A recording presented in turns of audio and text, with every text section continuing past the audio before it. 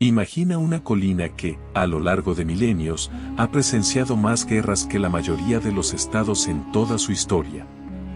Un lugar donde la tierra está tan empapada de sangre que cada nueva generación de guerreros pisaba las huellas de quienes cayeron allí mucho antes que ellos. Esta colina se llama Megido. En el antiguo mapa del mundo, solo parecía un pequeño saliente en el norte de la tierra de Israel, pero la influencia de este trozo de tierra en el destino de las civilizaciones es incalculable. En los anales de los pueblos antiguos, se menciona como un nudo clave de las rutas comerciales, como un campo de batalla donde chocaban las espadas de los imperios más poderosos de su tiempo. Y un poco más tarde, como una leyenda, el límite donde terminaría la historia de la humanidad. Entre las innumerables ciudades del Mediterráneo oriental, Megido se convirtió en el símbolo del choque de imperios. Aquí se encontraban las ambiciones de Egipto, el poder de Canaán, las pretensiones de Asiria y el avance de los babilonios. Aquí luchaban ejércitos cuyos nombres estudiamos como mitos, pero para los antiguos era una realidad cruel, el riesgo de perder su estado, su pueblo e incluso su propio legado. Megido sobrevivió al ascenso y caída de imperios, vio la llegada de faraones, reyes de Canaán, carros de guerra de los mitanios, tropas de los reyes asirios y legados romanos. La tierra aquí parecía haber elegido ser el escenario de la historia y nada más. Pero no solo la sangre y las guerras hicieron famoso a Megido en todo el mundo. En la visión de los antiguos profetas, este lugar se convirtió en el punto donde, algún día, las fuerzas del bien y del mal se encontrarían en la batalla final. La palabra misma Armagedón proviene de la expresión hebrea Har Megido, el monte Megido. Para millones de personas que leen los textos sagrados, esta colina se convirtió en el símbolo del enfrentamiento final, tras el cual no habrá más páginas en la historia. Imagina qué tan poderoso debe ser un lugar para que su nombre se convierta en la imagen del fin de los tiempos. Durante miles de años, esta colina guardó los secretos de quienes intentaron poseerla. Cada conquistador creía que su victoria sería definitiva. Cada gobernante pensaba que su poder sería eterno. Pero Megido no pertenecía a nadie. Parecía esperar la siguiente gran batalla, el siguiente comandante, otra prueba de la humanidad por la fuerza del destino. Y mientras algunas civilizaciones desaparecían, otras resurgían, Megido seguía en su lugar, un guardián silencioso de la historia humana, símbolo de su grandeza y tragedia al mismo tiempo. Para entender por qué Megido se convirtió en el lugar donde se decidían los destinos de los imperios, hay que mirar el mapa del antiguo cercano Oriente. Imagina un gran triángulo de civilizaciones, al sur, el poderoso Egipto, eternamente sediento de riqueza y seguridad en sus fronteras al norte, los estados belicosos e independientes de Mesopotamia, donde un imperio reemplazaba a otro, pero cada uno aspiraba a dominar las regiones circundantes al oeste, el mar, que conectaba las costas de Fenicia con tierras lejanas, donde ya nacía el comercio con el mundo más allá de los desiertos y reinos del este. Y justo entre estos colosos se extendía un estrecho corredor, vital para todos. Los antiguos llamaban a este corredor el Camino del Mar. Era una red de caminos y rutas de caravanas por donde pasaban especias, cobre y oro, telas y armas, esclavos y grano. Estas rutas garantizaban el poder de los imperios, porque quien controlaba el comercio, controlaba la riqueza, y quien controlaba la riqueza, determinaba la política y las guerras. Pero toda esta red convergía en un solo punto, donde las montañas del Carmelo formaban un estrecho paso y, en una elevación, se alzaba una ciudad como una puerta que custodiaba la transición entre dos mundos, Megido. Se puede decir de manera más simple, quien poseía esta colina, tenía en sus manos la llave del antiguo Oriente. Si hubieras sido un gobernante de esa época, entenderías perfectamente que dejar pasar al enemigo por Megido equivalía a abrirle el camino directo a tu corazón.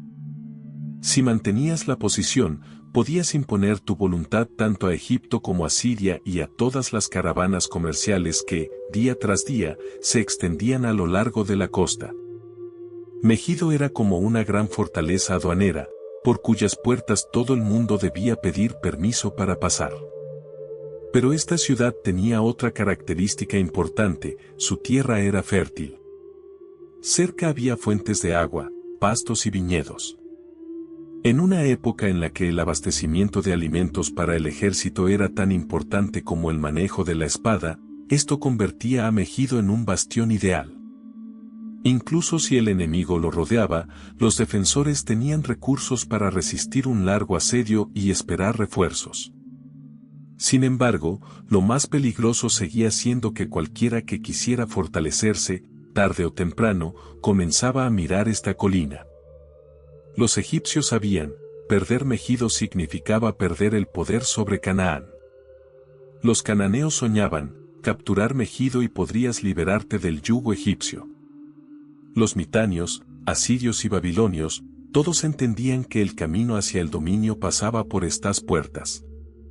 Y cada gobernante creía que sería él quien podría consolidar su poder aquí para siempre, afirmando que, con su victoria, la historia tomaría un nuevo rumbo. Para entender cómo era Egipto en la antesala de la gran campaña hacia Megido, hay que retroceder a una época que los propios egipcios consideraban de humillación y amargura. Siglos antes de Tutmosis III, invasores misteriosos del norte, a quienes los escribas egipcios llamaban Hicsos, penetraron en el país. No eran simples nómadas o bandidos, sino una fuerza organizada, con armas y estrategias que Egipto no había visto antes. Tomaron ciudades clave, ocuparon el delta del Nilo y gobernaron como amos sobre la antigua tierra de los faraones durante casi siglo y medio. Las tradiciones que parecían inquebrantables fueron pisoteadas.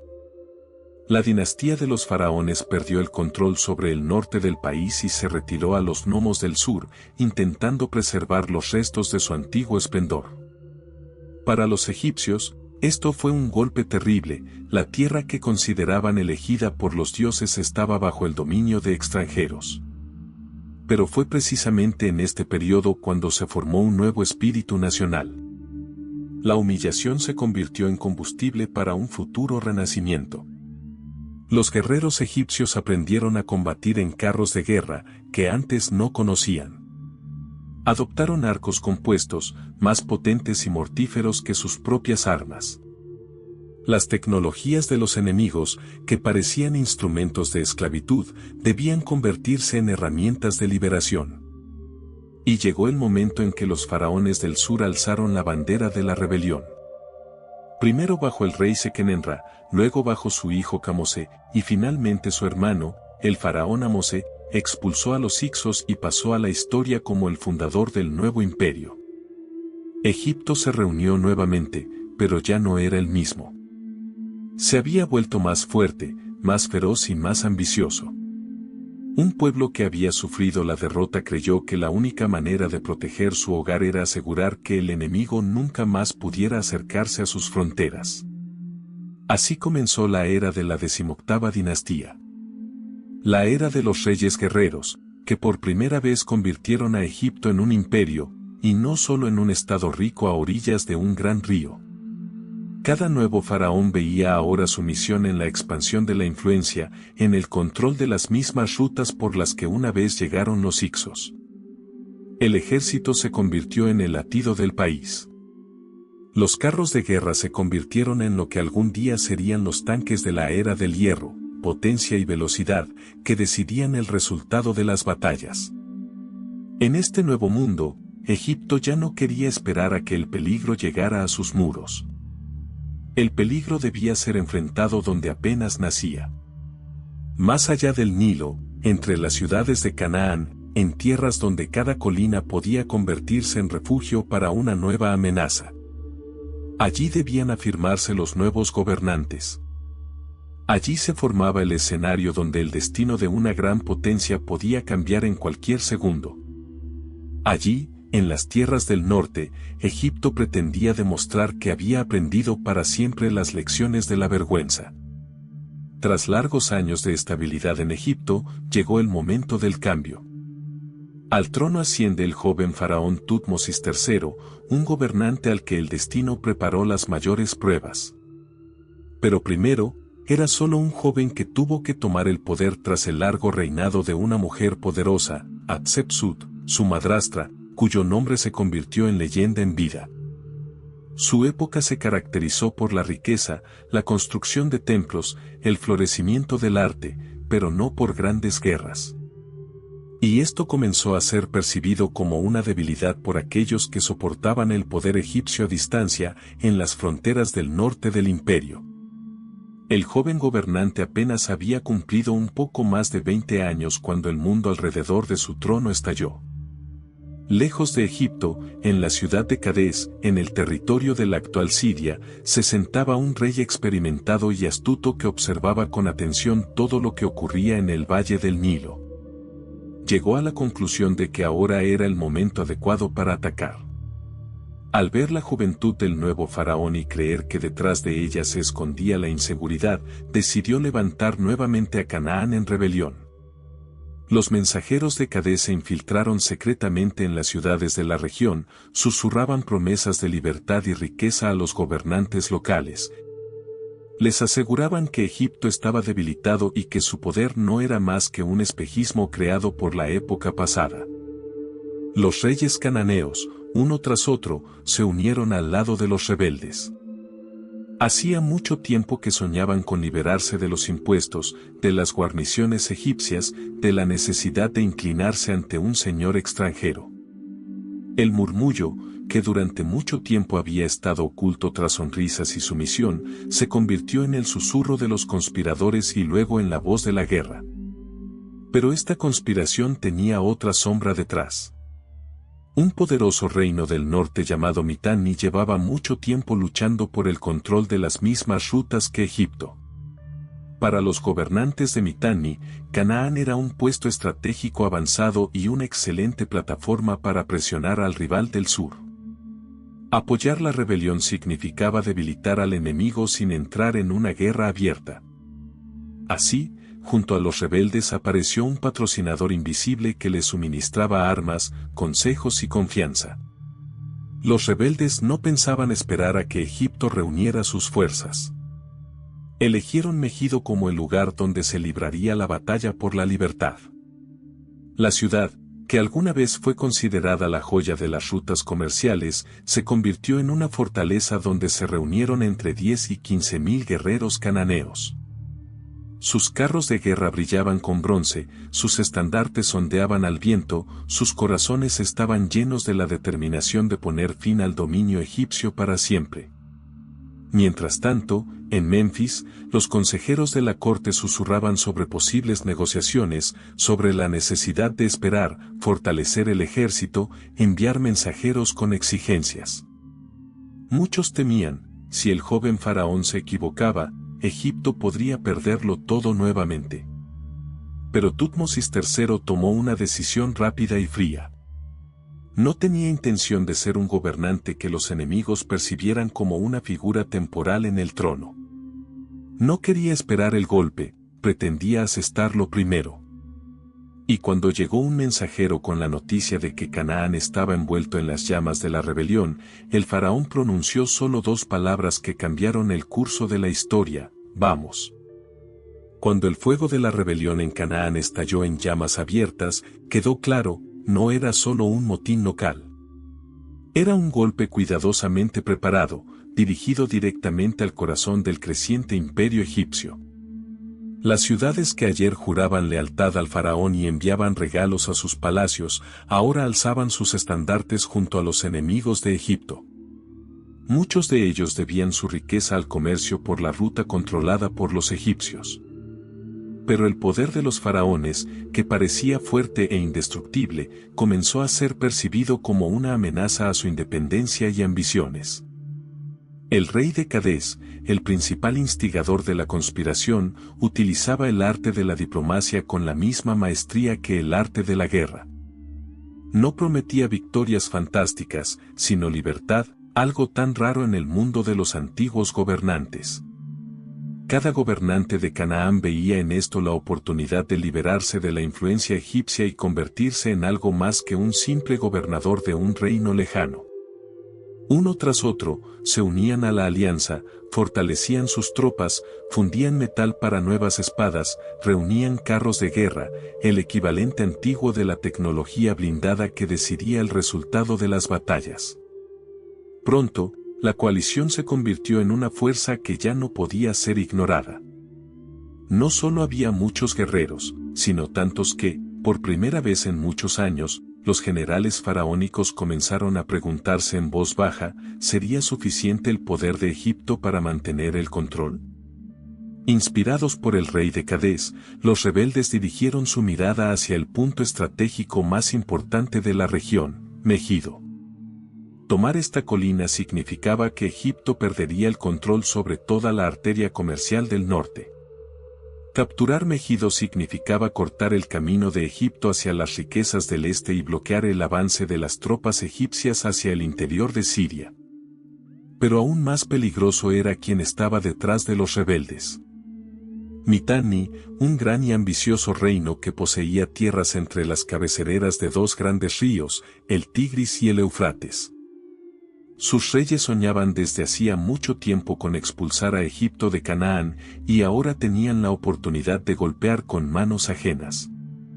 Mientras el ejército egipcio estaba lejos de las fronteras, los rebeldes podían fortalecerse y Mitanni esperaba el momento de intervenir abiertamente si Egipto mostraba debilidad. El número de carros de guerra reunidos en Megido impresionaba a los contemporáneos. Para su fabricación se utilizaban las mejores maderas, refuerzos de bronce, cuero entrelazado en los escudos de las ruedas. Cada una de estas máquinas podía cambiar el curso de la batalla, y su cantidad hablaba de que la coalición no solo se preparaba para defenderse, sino también para atacar. Las puntas de flecha de metal tintineaban en los carcajes cuando los guerreros se entrenaban al amanecer. Los herreros trabajaban sin descanso forjando espadas, los dueños de los rebaños entregaban los caballos más rápidos para el servicio militar. Ciudades que nunca se habían visto a sí mismas como una gran potencia, en cuestión de meses se convirtieron en una alianza bélica. Los mensajeros de los reyes de Mitanni aseguraban a los gobernantes cananeos que si Megido resistía, Egipto caería. La confianza con la que contagiaban a sus aliados crecía cada día. Veían en el joven faraón no a un león, sino a un cachorro aún inexperto. Creían que, apenas Egipto se enfrentara a dificultades, vacilaría, como alguna vez lo hizo ante los hicsos. Cuando las primeras noticias de la rebelión en Canaán llegaron a la capital, los consejeros de la corte se dividieron instantáneamente en dos bandos. Algunos afirmaban que era necesario esperar, fortalecer la defensa en las fronteras, reunir más guerreros, llevar a cabo negociaciones y tratar de devolver a los gobernantes rebeldes a la obediencia mediante amenazas y regalos. Otros insistían en una campaña inmediata, antes de que el fuego de la rebelión se extendiera tanto que se convirtiera en un incendio capaz de abarcar todo el norte. Pero lo más importante era la opinión del propio faraón. Tutmosis III escuchó atentamente a todos los que hablaban cerca del trono. Pero la decisión interna ya estaba madura. A diferencia de los gobernantes anteriores, no era un rey constructor ni un pacificador. Había crecido entre armas, se entrenaba con los aurigas, se preparaba en las tropas como un simple oficial. Su cuerpo estaba acostumbrado al peso de las armaduras, sus manos conocían la tensión del arco compuesto, su mente estaba acostumbrada a pensar estratégicamente. No había nacido solo para gobernar, sino para vencer. Entendía, si permitía que los enemigos se fortalecieran en Megido, si les daba tiempo para recibir ayuda militar de Mitanni, Egipto se enfrentaría a una amenaza capaz de repetir la catástrofe de los tiempos de los hicsos. Y el joven gobernante debía demostrar a todos, tanto a los suyos como a los extraños, que la era de la humillación había quedado atrás para siempre. Cada segundo de demora podía costarle el trono. Cada paso en falso podía convertir su nombre en una maldición para las generaciones futuras. No tenía intención de convertirse en un faraón en la sombra, solo en un faraón de luz y espada. Cuando en Memphis desplegaron ante él el mapa de las tierras del norte, Tutmosis señaló Megido y pronunció una frase que luego registrarían los escribas egipcios: «Vamos a la guerra». Esta decisión resonó como un trueno en un cielo despejado. Hasta ayer, el joven faraón parecía a muchos solo un heredero de una gran tradición. Ahora mostró que él mismo era la tradición. Él era la fuerza que avanzaba. En las órdenes enviadas a los gnomos, sonaba una confianza de acero: reunir a las tropas del nuevo reino, levantar todas las guarniciones, preparar los carros de guerra y los trenes de suministros. Armar con bronce cada mano capaz de empuñar una espada. Egipto no solo desplegaba un ejército, sino que levantaba una máquina de guerra creada con la sangre y la experiencia de la expulsión de los hicsos. Había tantos guerreros que, según los registros del escriba real, sus filas se extenderían de horizonte a horizonte. El ejército reunido se convirtió en un símbolo de que Egipto no solo defendía sus tierras, sino que dictaba las reglas. Al frente de todos, el propio Tutmosis III. Entendía, si no lideraba a su gente personalmente, no podría exigirles lealtad. En la batalla, el faraón era visto como un dios viviendo entre los hombres. Debía estar donde se decidía el destino de su país. Su carro de guerra brillaba con metal extraído de las entrañas de Nubia. Las armaduras estaban decoradas con símbolos de sus protectores, el dios Sol-Ra y el dios de la guerra Montu. Cada paso hacia la campaña no era solo preparación, sino un ritual que anunciaba al mundo que Egipto regresaba al norte no para pedir, sino para ordenar. La primavera se acercó, y los guerreros, alineados bajo el estruendo de los tambores, marcharon hacia el norte. Ante ellos se extendía un camino de más de 2 semanas, a través de desiertos, colinas, territorios donde cada ciudad podía esconder un enemigo. Pero nadie dudaba, adelante los esperaba una batalla que determinaría si Egipto sería el señor de Canaán, o si Canaán se convertiría en el comienzo del fin de Egipto. El ejército que el halcón danzante, como luego llamarían a Tutmosis III, llevó a la campaña del norte era el resultado de largos años de reformas y la amarga experiencia de la lucha contra los hicsos. Las tropas egipcias se transformaron de una milicia reunida apresuradamente en un mecanismo bien ajustado, capaz de actuar con rapidez, disciplina y una eficacia mortal. Ahora Egipto no solo se defendía, sino que imponía su voluntad a quienes vivían más allá de las verdes orillas del Nilo. La base del poder militar egipcio eran los carros de guerra. Estas rápidas máquinas de combate de madera, reforzadas con bronce, estaban equipadas con ruedas ligeras pero resistentes que les permitían avanzar a gran velocidad por terrenos irregulares. En cada carro había 2 guerreros, un auriga, que manejaba los caballos, y un arquero, la verdadera muerte sobre ruedas. Sus arcos compuestos, hechos de madera, tendones y cuerno, tenían una fuerza de tensión y un alcance de disparo increíbles, antes inalcanzables para los egipcios. Una descarga precisa podía perforar la coraza de bronce del enemigo o derribar un caballo, deteniendo al adversario con un solo disparo. Detrás de los carros avanzaba la infantería, disciplinada y entrenada, armada con lanzas, espadas copes y grandes escudos de cuero reforzados con elementos metálicos. Sabían mantener la formación sin dispersarse en el caos de la batalla y combatían como un solo organismo. La infantería se convirtió en un apoyo confiable para las maniobras de los aurigas, lista para cubrir sus flancos o consolidar el éxito donde la formación enemiga ya comenzaba a desmoronarse. Pero la mayor fortaleza del ejército egipcio era su organización. Cada unidad conocía su lugar en la formación y su maniobra en el campo de batalla. Los comandantes faraónicos no actuaban solo como líderes, sino como estrategas que calculaban de antemano las reacciones del enemigo. El sistema de mando incluía mensajeros, tambores y banderas de señalización, cada señal era comprensible para todos los soldados, y el ejército podía cambiar su formación según la situación, como un solo ser vivo. Una parte no menos importante era el genio logístico de Egipto. Las caravanas con comida, armas, piezas de repuesto para los carros y agua avanzaban junto con las tropas, sin quedarse atrás ni un paso. Los egipcios entendían, no solo gana quien es fuerte en la batalla, sino quien puede mantener a sus guerreros en el largo camino. El tren de suministros real era como un ejército aparte, artesanos, cocineros, médicos, escribas e incluso sacerdotes que mantenían la moral. Por primera vez en siglos, Egipto se convirtió en una fuerza que no podía ser detenida en su avance. Cada soldado sabía, no solo marchaban en una campaña, sino que iban a decidir el destino. Estaban seguros de sus armas, de sus comandantes y, sobre todo, de su faraón, a quien consideraban hijo del dios Amón. La lealtad al gobernante divino convertía al ejército en un muro indestructible de determinación.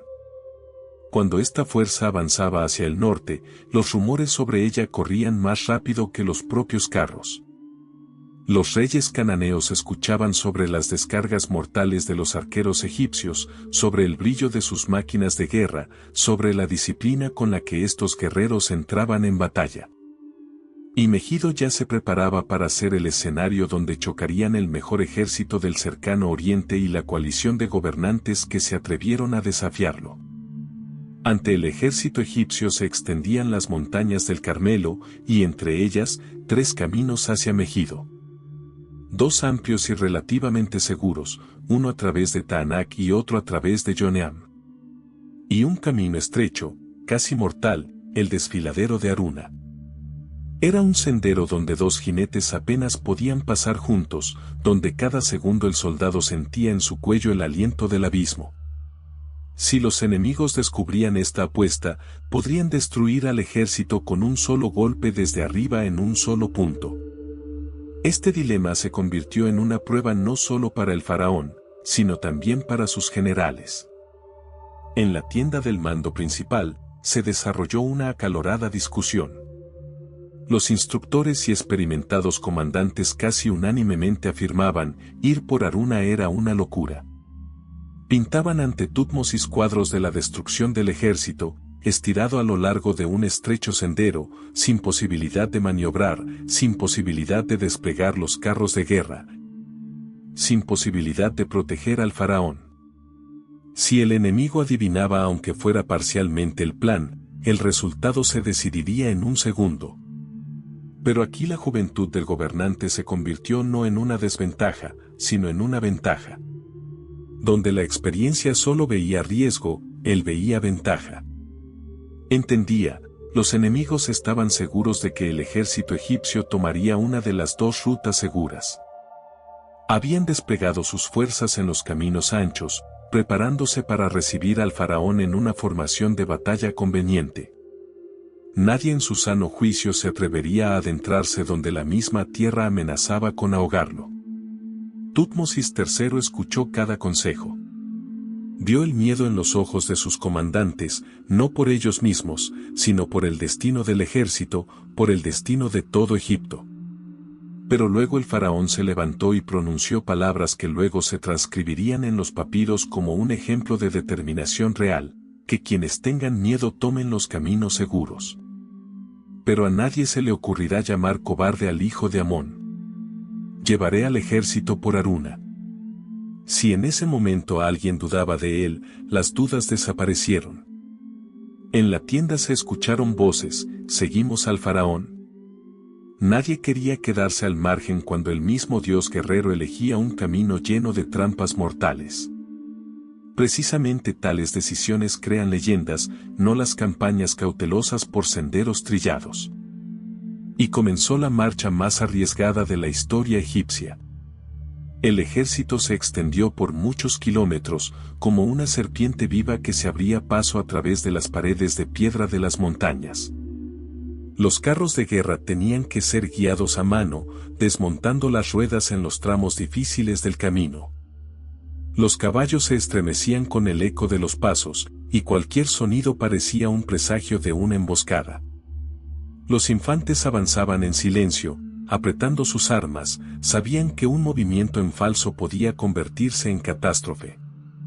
Pero hora tras hora, día tras día, avanzaban. Ningún explorador informó sobre el enemigo, ningún arquero se escondió en las laderas. Los oponentes realmente esperaban a Egipto, donde la tierra era ancha y conveniente para la batalla. No creían que el faraón fuera capaz de tal paso. Y esta incredulidad se convirtió en el mejor aliado de los egipcios. Finalmente, la vanguardia emergió del estrecho desfiladero y ante ellos se extendió la llanura de Megido. Habían llegado a donde nadie esperaba ver los carros del faraón. Los enemigos fueron tomados por sorpresa, y esto abría ante Egipto una oportunidad que solo se presenta una vez en la historia. Cuando los avanzados destacamentos egipcios salieron del estrecho corredor montañoso, ante ellos se abrió una llanura que se extendía hasta las murallas de Megido. El campo, donde estaba destinado a encontrarse los ejércitos de dos mundos, yacía vacío. No había emboscadas, no había arqueros escondidos en las colinas, no había ni un solo enemigo. Solo el viento mecía la hierba. En ese momento, los exploradores entendieron, la apuesta de Tutmosis III había salido perfecta. Los gobernantes cananeos no creyeron que el faraón se atrevería a dar un paso tan temerario, y lo esperaban en los caminos anchos, donde podrían despegar los carros de guerra, enfrentar al enemigo cara a cara y utilizar su ventaja numérica. Pero esto no significaba que todo hubiera terminado. Las tropas cananeas no estaban confundidas ni dispersas. Al enterarse de la inesperada aparición de los egipcios, comenzaron a reorganizarse apresuradamente y a tomar posiciones al pie de Megido. En las colinas brillaban los cascos, relucían los escudos y los detalles de bronce de los carros de guerra. Los estandartes de los rebeldes se alzaban al viento. El ejército de la coalición era enorme, y sus líderes entendían perfectamente, si lograban mantener sus posiciones bajo las murallas de la ciudad, podrían utilizar las fortificaciones como último bastión de defensa. El escriba real Tianeni, que acompañaba al faraón, describiría más tarde en sus registros este momento. Contaba que el enemigo se había fusionado con las murallas de Megido, como si intentara identificarse con la propia fortaleza, que durante siglos había mantenido el poder sobre las rutas de Canaán. Los comandantes egipcios observaban la reorganización del enemigo y se preparaban para una batalla en la que cada error podía convertirse en derrota y cada éxito en la mayor victoria de toda la historia del nuevo reino. Tutmosis III no tenía intención de demorarse. En presencia del ejército, se vistió con la armadura de batalla, brillante, decorada con símbolos de poder, reluciente con luz dorada bajo los rayos del sol. Su carro de guerra, de electroaleación de oro y plata, brillaba tan intensamente que los enemigos podían verlo en medio de la batalla. El faraón no tenía intención de quedarse atrás, pretendía estar donde el golpe fuera más fuerte, donde se decidiera el destino. El ejército egipcio se formó en 3 líneas, cada una con su propio papel. En el flanco derecho, los aurigas, listos para realizar un rápido movimiento de flanqueo. En el izquierdo, la infantería, capaz de contener y someter al enemigo. En el centro, el propio faraón con la élite, maestros de descargas mortales y maniobras. Cuando las filas estuvieron alineadas, los tambores comenzaron a retumbar como el trueno antes de la tormenta. Los guerreros alzaban sus armas sobre sus cabezas, los caballos se lanzaban hacia adelante, sintiendo el acercamiento del ataque. Los guerreros cananeos avanzaron sus carros de guerra, llenos de confianza en su número y en la ventaja de su posición. El choque era inevitable. El campo entre los dos ejércitos se convirtió en un punto de tensión, donde el aire parecía vibrar con el golpe inminente. Nadie gritaba. Nadie temblaba. La primera señal sonó, y el ejército egipcio avanzó. Los carros de guerra de Tutmosis III se lanzaron desde la dirección central directamente al corazón de la formación enemiga. Los arqueros, impulsados por la velocidad, disparaban flechas en el preciso instante en que sus carros pasaban junto al enemigo, creando un giro mortal de fuerza de combate. En respuesta, los cananeos intentaron contraatacar, pero la organización egipcia resultó ser inquebrantable. La tierra temblaba con los caballos, el aire se desgarró con el silbido de las flechas, los escudos resonaban con los golpes. Megido observaba esta batalla desde sus murallas, como un testigo de piedra que había visto algo similar muchas veces. Pero para estas personas, todo lo que ocurría era una nueva prueba, y cada uno entendía, ahora se decidía su destino. La señal de ataque sonó, y los carros de guerra de Tutmosis III, como una bandada de halcones, se lanzaron. El polvo se levantó sobre la llanura, cubriendo el horizonte con una nube gris. El estruendo de las ruedas se mezcló con el relincho de los caballos, y por un momento pareció que el mismo trueno había descendido a la tierra. En el centro de la formación estaba el faraón, no a la sombra, no bajo la protección de una colina lejana, sino donde en cualquier momento podía desatarse el golpe más feroz. En su cabeza brillaba la corona de la guerra, símbolo de la alianza con el dios Montu, señor de la batalla y el fuego. Los aurigas egipcios no atacaban en línea recta, su maniobra era precisa y calculada. Avanzaban hacia la profundidad de la formación enemiga, como la punta de una lanza, y luego giraban bruscamente hacia un lado, dejando atrás al enemigo cegado por la rapidez del golpe. Los arqueros en los carros de guerra disparaban flechas sin detenerse, 2 manos, 2 mundos, una manejaba las riendas, la otra llevaba la muerte. Cada flecha encontraba su objetivo entre los cananeos, rompiendo su formación antes de que pudiera consolidarse por completo.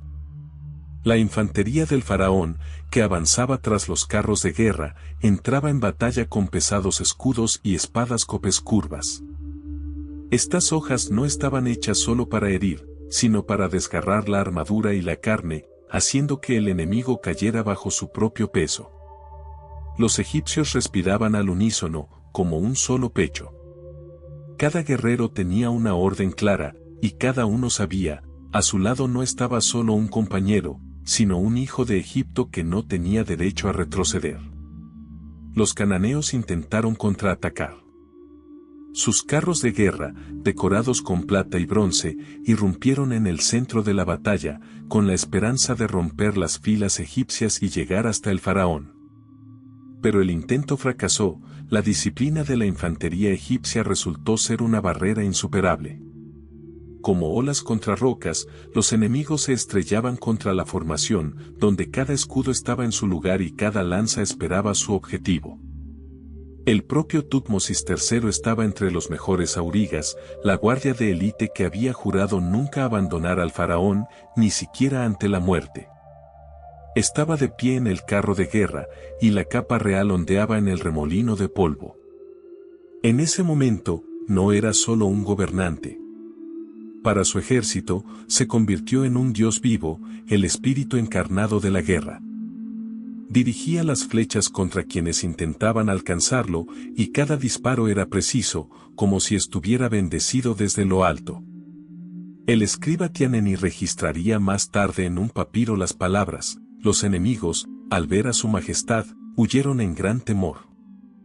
Su formación vaciló. Los reyes cananeos, que poco antes estaban seguros de una victoria inminente, observaban cómo sus tropas perdían posiciones, cómo los carros de guerra chocaban entre sí, intentando esconderse más cerca de las murallas de la ciudad. En el campo quedaron cientos de escudos abandonados, lanzas rotas, caballos muertos, carros de guerra derribados. Y entre ellos, soldados egipcios, arrastrados por el fervor de la victoria. Persiguieron a los que huían, golpe tras golpe, infundiendo miedo en los corazones de quienes soñaban con arrebatarle a Egipto el dominio del norte. Los cananeos se salvaban como podían, algunos intentaban abrirse paso hacia las puertas de Megido, otros tiraban sus armas y caían de rodillas, suplicando a los dioses por clemencia. La ciudad, como si comprendiera que su destino pendía de un hilo, izaba a sus reyes sobre las murallas, arrastrándolos con cuerdas como personas salvadas en el último segundo. Las puertas se cerraron. Después de que las tropas cananeas vacilaran y su formación se desmoronara por completo, parecía que la victoria ya estaba al alcance del faraón egipcio. Los enemigos huían, y el campo de batalla se convirtió en un laberinto caótico de carros de guerra, carretas bolsidas, cascos y escudos esparcidos. De los bordes de los carros egipcios colgaban trofeos, todo lo que habían logrado arrebatar sobre la marcha, recipientes de aceite, adornos, armas, piezas de bronce. El aire estaba impregnado del olor a polvo, sangre y hierro. Los guerreros sentían una oleada de euforia, habían logrado una gran victoria sobre quienes se atrevieron a desafiar a Egipto. Pero en ese momento se manifestó la eterna debilidad de cualquier ejército, el deseo de botín. Los guerreros egipcios, al ver la riqueza de los carros y equipos abandonados, no pudieron resistirse. Rompiendo la formación, muchos se lanzaron a recolectar trofeos en medio del campo de batalla. El metal brillante y las joyas lo cegaron mucho más que el sol sobre Megido. El escriba Tianeni registraría más tarde, los guerreros comenzaron a saquear tan pronto como el enemigo huyó. Mientras tanto, los gobernantes cananeos, incluido el rey de Cadés, el principal instigador de la rebelión, huían con desesperada rapidez hacia las murallas de Megido. Los ciudadanos, comprendiendo que si los líderes de la rebelión fueran capturados, su destino sería decidido al instante, se apresuraban a bajar cuerdas desde las murallas de la fortaleza. Por estos ascensores improvisados, los reyes rebeldes, dejando atrás sus carros y escoltas, trepaban con una agilidad que su edad parecía no permitir. Los soldados egipcios, ocupados en recolectar botín, ni siquiera notaron que el principal premio del día, las cabezas de los líderes de la rebelión, se les escapaba de las manos. Y los rebeldes, una vez tras las puertas, ordenaron inmediatamente cerrar la ciudad. En el momento que podría haber sido el triunfo definitivo del faraón, comenzó una nueva etapa, una que requería no un avance furioso, sino una resistencia fría. Cuando Tutmosis III se dio cuenta de que Megido había cerrado ante él las mandíbulas de piedra de sus puertas, entendió, la guerra estaba lejos de terminar. Pero retroceder era imposible. Esta ciudad era la clave de toda la operación. Si no la tomaban, la rebelión estallaría con nueva fuerza. Entonces el faraón dio la orden, asedio. Los egipcios no solo rodearon la ciudad. Comenzaron a construir una segunda muralla a su alrededor, una egipcia. Una empalizada de madera, fosos, fortificaciones, torres de vigilancia, todo esto crecía día a día. La ciudad quedó como atrapada en una trampa en la que el cazador había construido un nuevo laberinto sobre el antiguo. Los cananeos dentro solo podían observar, sus esperanzas de ayuda se desvanecían tan rápido como las reservas de comida. Mientras los carpinteros cortaban madera y los zapadores profundizaban el foso, en el campamento egipcio la vida hervía. Los herreros afilaban flechas, los escribas registraban cada día del asedio, los sacerdotes realizaban rituales. Cada guerrero entendía, cuanto más durara el asedio, más hambrientos se volverían los enemigos. Más implacable se cerraba el abrazo de acero del faraón. Fuera de las murallas de Megido, como un espejo, se reflejaban el miedo, la ira y la desesperación de quienes estaban dentro.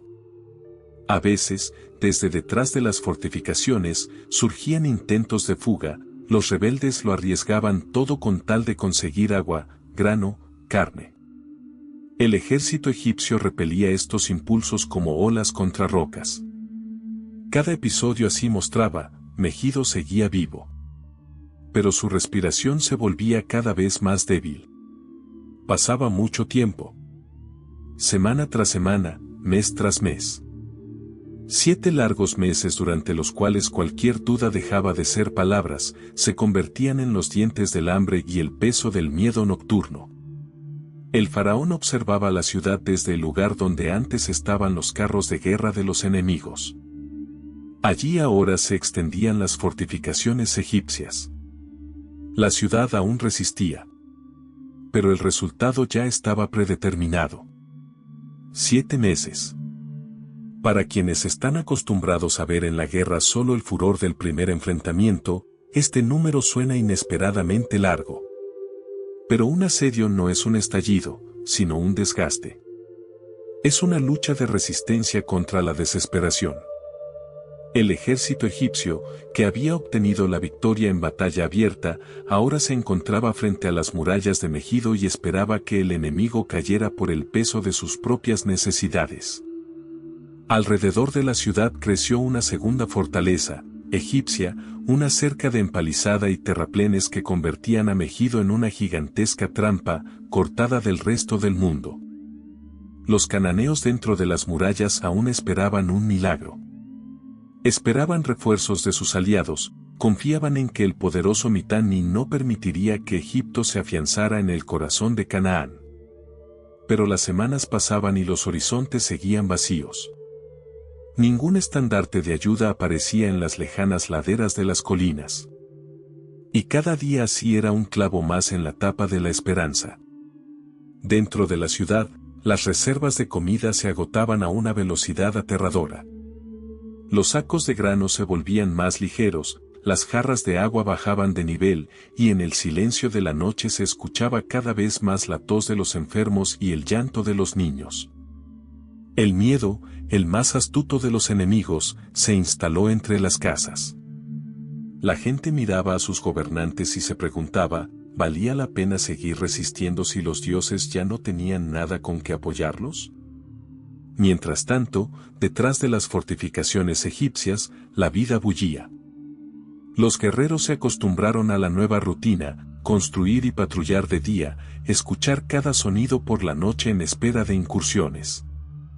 Los ingenieros faraónicos fortalecían el anillo del asedio como hábiles carpinteros que refuerzan un barco antes de navegar. Cada estaca, cada tabla, cada palada de tierra fortalecían el poder de Egipto sobre el destino de la ciudad. Pero un asedio no es solo fuerza, sino también paciencia.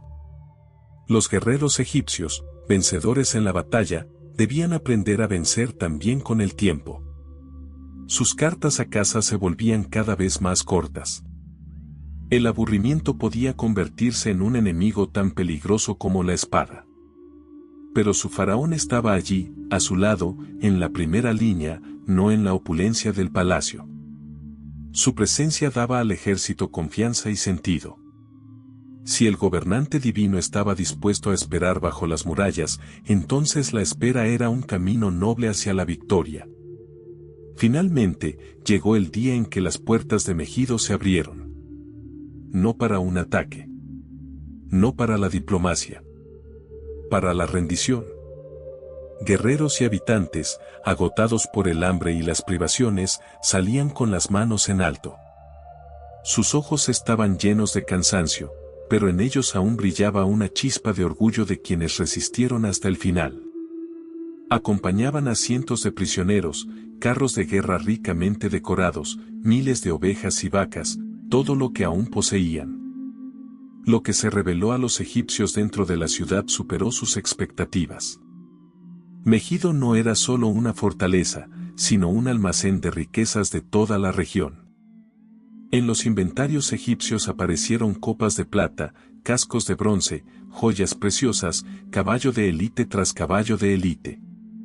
Todo esto ahora se convirtió en parte del triunfo egipcio. Según los datos de los escribas, los egipcios obtuvieron casi 1000 carros de guerra y más de 2000 caballos, un arsenal que podría cambiar el curso de cualquier guerra. Pero entre toda esta magnificencia faltaba una figura, el rey de Cadés. Su presencia habría dado plenitud a esta victoria, su captura habría significado el fin de la resistencia. Pero el instigador de la rebelión había desaparecido.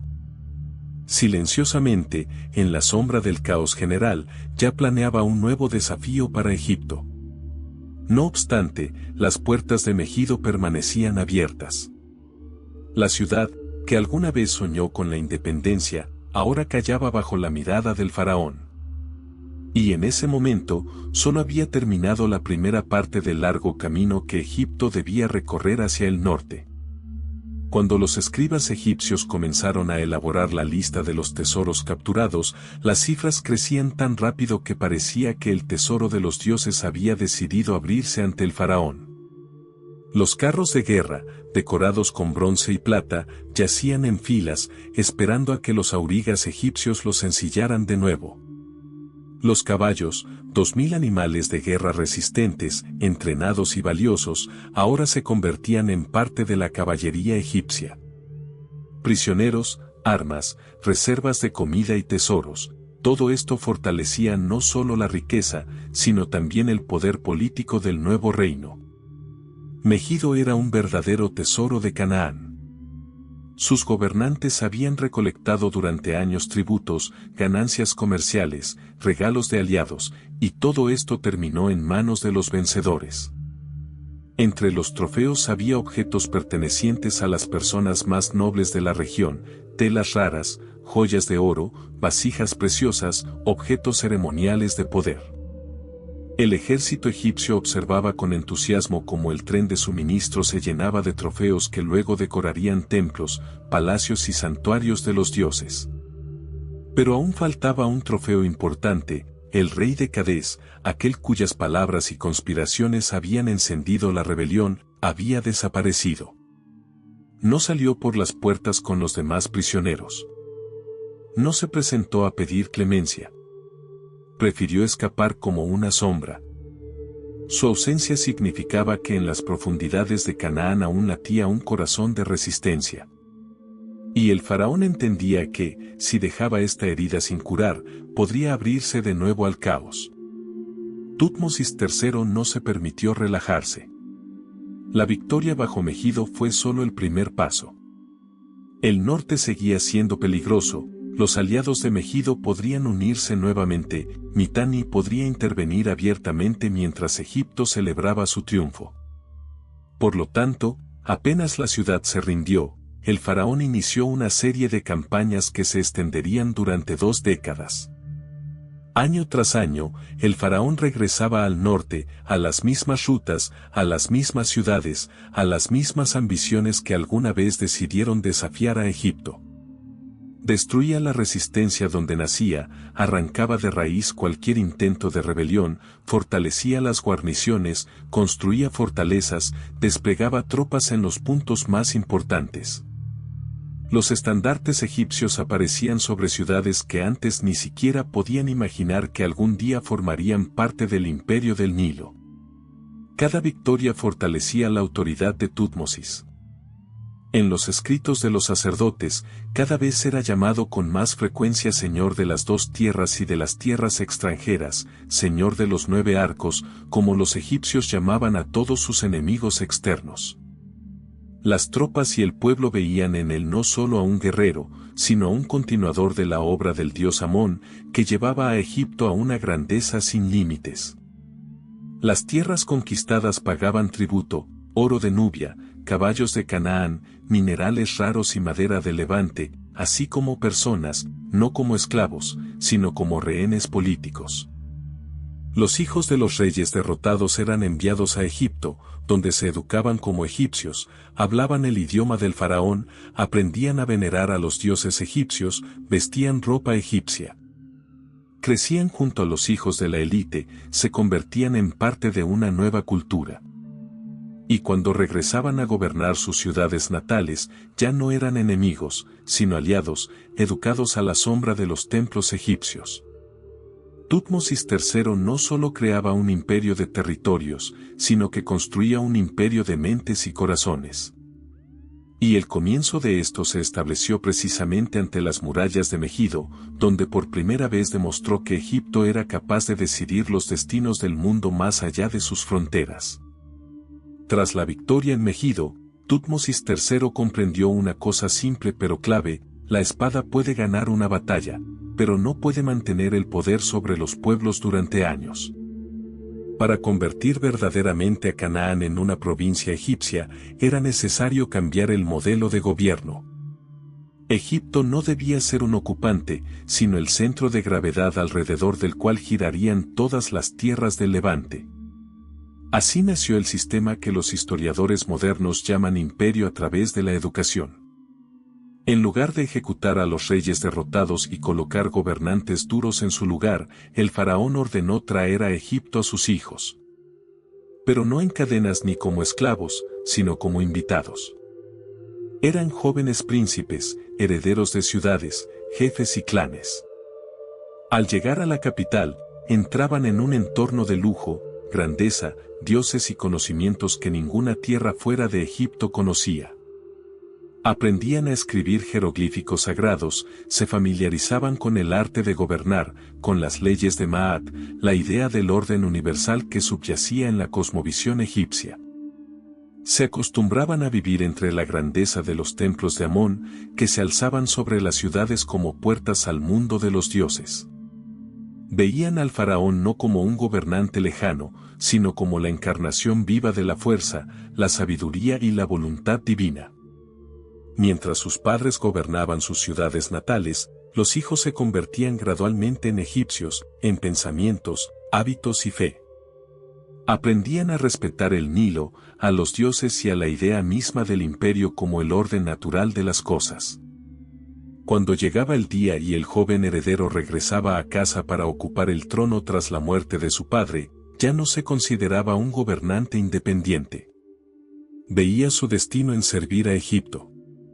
La lealtad no estaba impuesta por el miedo, sino por la educación.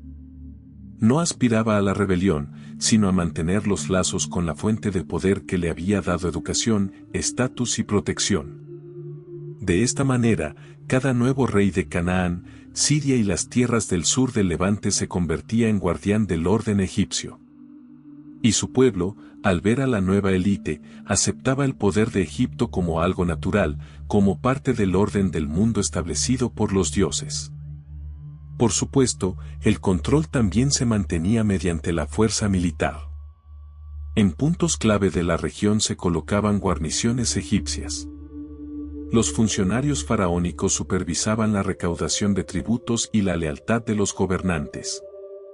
Cada año, los embajadores llevaban riquezas a los templos de Tebas, confirmando la sumisión y gratitud. Pero lo principal era que Egipto no mantenía a la gente en el miedo. Les daba la oportunidad de convertirse en parte de un mundo más grande, parte de una enorme civilización que sometía el espacio no solo con la lanza, sino también con la idea. Así, Canaán dejó de ser solo un territorio más allá del mar. Se convirtió en parte del nosotros egipcio. Por primera vez en la historia, Egipto no era solo el país del Nilo, sino un imperio que mantenía bajo su dominio vastos territorios poblados por muchos pueblos. Y todo esto surgió de una decisión, rechazar la simple venganza en favor del control a largo plazo. Pasaron milenios. Megido vivió muchas épocas, cambios de civilizaciones, llegadas y partidas de reyes. En el lugar de la magnífica ciudad quedó un tel, una colina formada por los escombros de construcciones destruidas por el tiempo. La tierra aquí parecía haber sellado la memoria de las guerras, de los sacrificios y del heroísmo. Pero en el siglo XX, las personas volvieron a dirigir sus miradas a este lugar, ya no como conquistadores, sino como investigadores. Los arqueólogos comenzaron las excavaciones, y la antigua tierra, como si cobrara vida, comenzó a hablar. Cada nueva capa descubierta por los arqueólogos abría nuevas páginas de épocas pasadas, desde la temprana edad del bronce hasta los últimos asentamientos urbanos de la edad del hierro. Los científicos descubrieron 22 niveles culturales, 22 capas de historia, una sobre otra, como capítulos de una gran epopeya. Este era un lugar donde se veían las huellas de la humanidad a lo largo de 5000 años.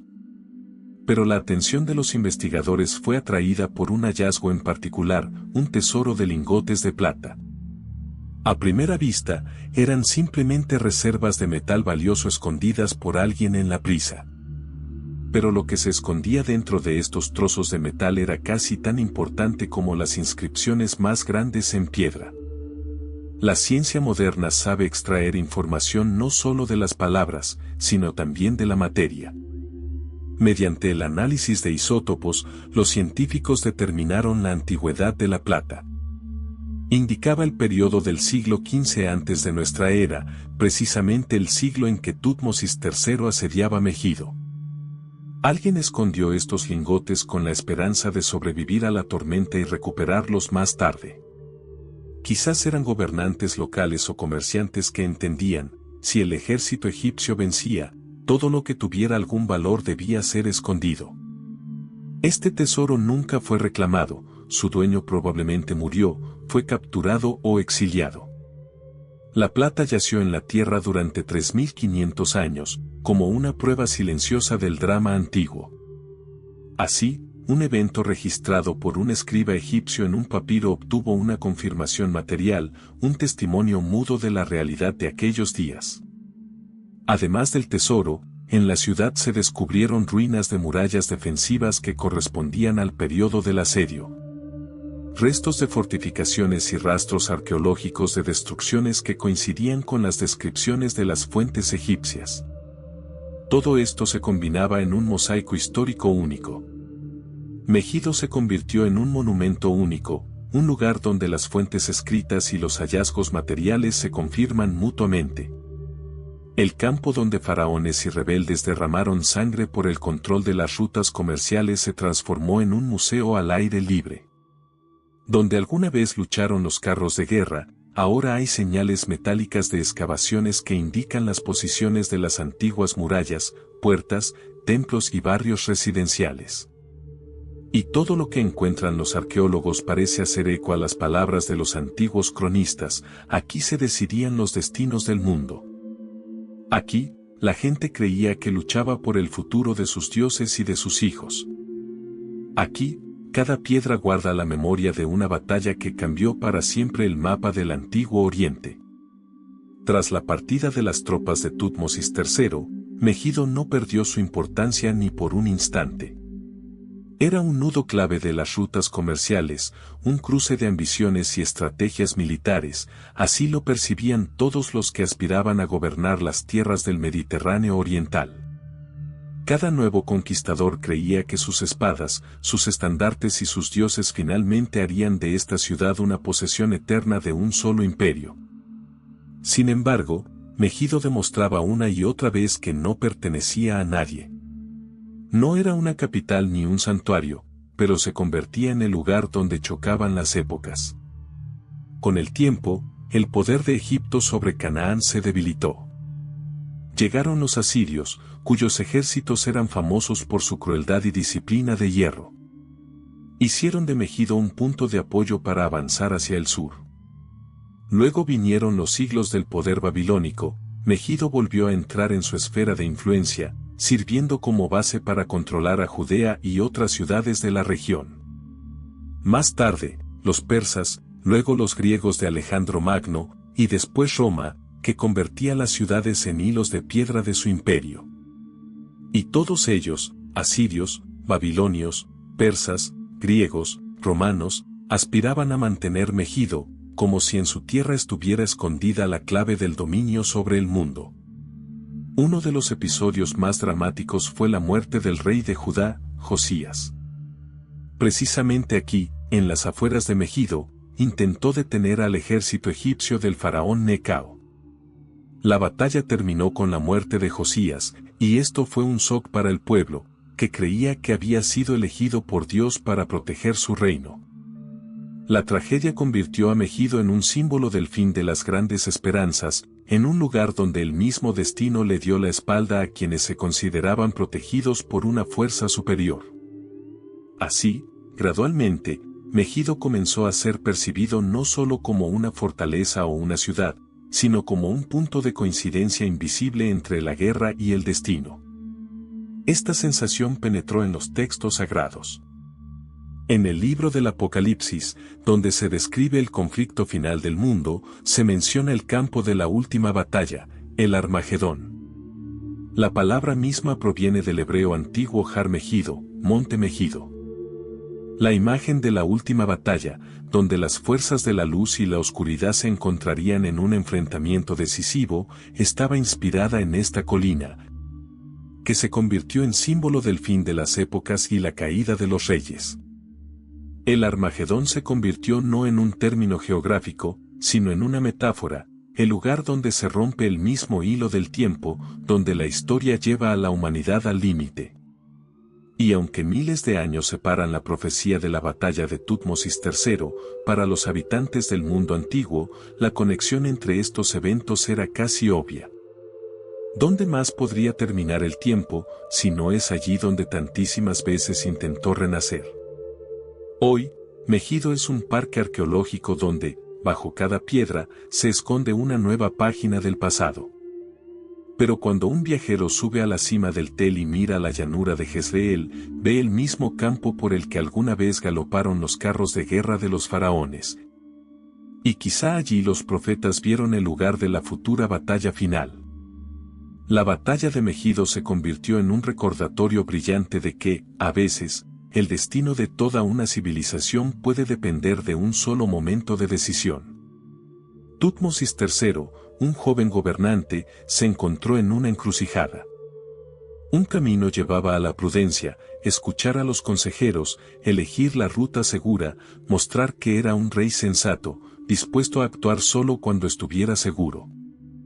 El otro camino era el riesgo, donde cada error amenazaba con la destrucción del ejército y el colapso de las aspiraciones imperiales. Él eligió lo segundo. Y esta elección resultó ser ese instante que cambió todo el equilibrio político de la región. El valor de un líder dispuesto a ir al frente de sus tropas siempre fue un factor importante en el mundo antiguo. A los soldados les resultaba más fácil ir a la muerte si su líder se convertía en un escudo, en lugar de esconderse detrás de él. A los ojos de los guerreros egipcios, el faraón dejó de ser solo un gobernante, se convirtió en un símbolo vivo de la voluntad de los dioses, que no solo ayudaban desde el cielo, sino que luchaban hombro con quienes creían en ellos. Esta conexión entre el rey y su ejército formaba una fuerza inaccesible para aquellos cuyos ejércitos eran liderados por jefes cobardes. Sin embargo, vencer es solo el comienzo del camino. Tutmosis III demostró que un verdadero gobernante debe saber vencer dos veces, primero con la espada, luego con la razón. Tras la victoria en Megido, podría haber castigado a los rebeldes con dureza y rapidez, como hacían muchos reyes de la antigüedad. Pero una represalia severa genera miedo, y el miedo se convierte fácilmente en odio. El faraón eligió otro camino, en lugar de sangre en la tierra, prefirió ideas en los corazones. Los gobernantes rehenes, enviados a educarse en Egipto, se convertían en conductores del poder egipcio.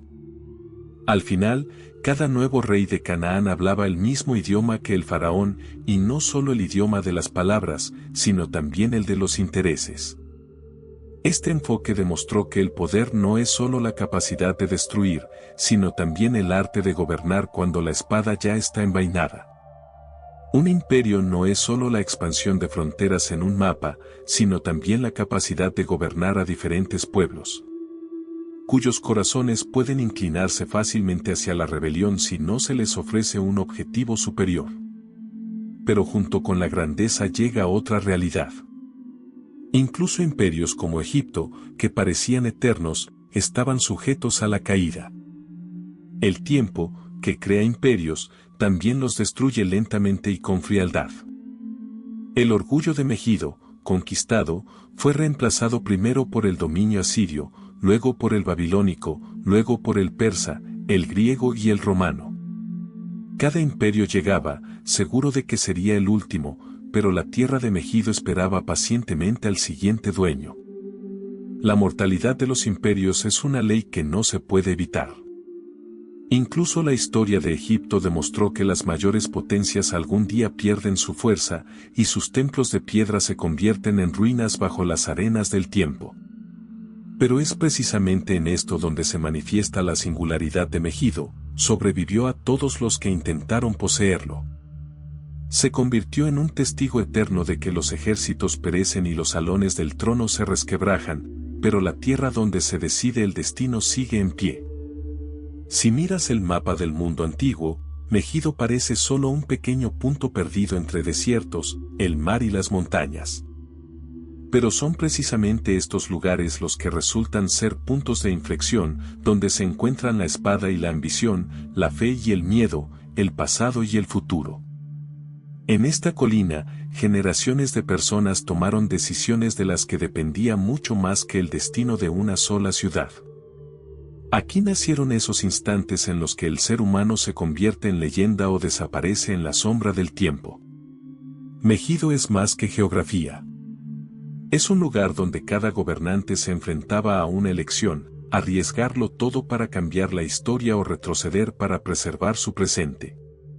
Tutmosis III, que aceptó el desafío del destino, apostó no solo su propia vida, sino también el futuro de todo un imperio.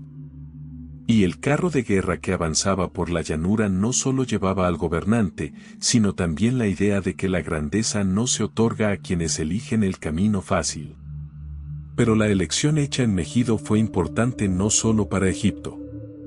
Los siglos posteriores demostraron que esta ciudad parecía atraer a quienes aspiraban a dejar huella en la historia.